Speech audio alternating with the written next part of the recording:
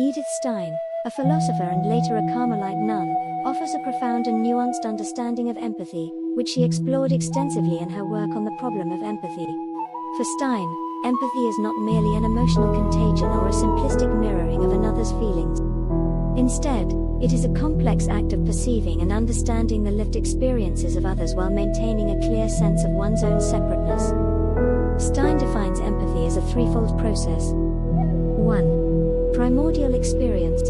Initially, one perceives another person's expressions or actions, which evokes a direct, though not fully understood, sense of their experience. 2. Reconstructive understanding. This initial perception is followed by a reflective phase where one attempts to reconstruct or interpret the other's experience within one's own mind, leading to a deeper comprehension.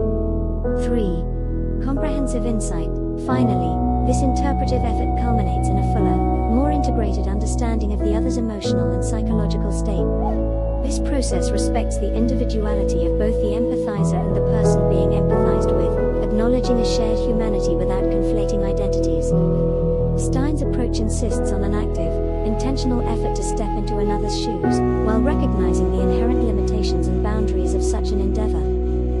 Object relations theory, which explores the dynamics of how people internalize and relate to others, reveals that some people typically struggle with forming authentic, empathic connections. Instead, they relate to others as objects that either support their grandiose self-image or threaten it. This leads to a paradoxical combination of dependency on external validation and a lack of true intimacy. They are driven by an insatiable need for admiration and fear of rejection, resulting in superficial relationships that lack the depth and reciprocity found in genuine empathetic connections. The Carmelite way of life, characterized by simplicity, contemplation, and communal living, offers a countercultural antidote to the narcissistic pursuit of self-promotion and external validation. This spiritual lifestyle emphasizes humility, self-denial, and a focus on the divine rather than the self.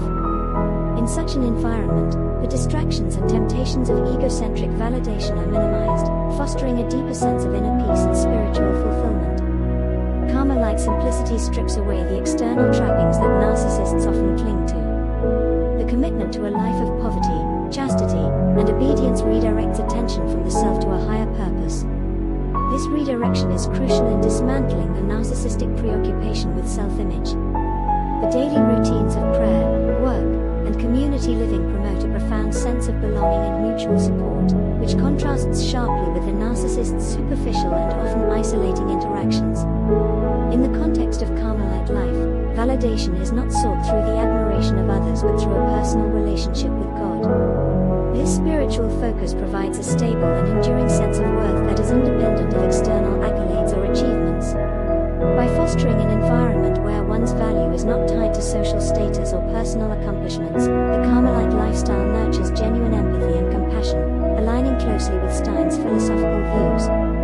Stein's detailed exploration of empathy is a respectful and intentional understanding of others stands in stark contrast to the narcissistic manipulation of relationships for self-aggrandizement.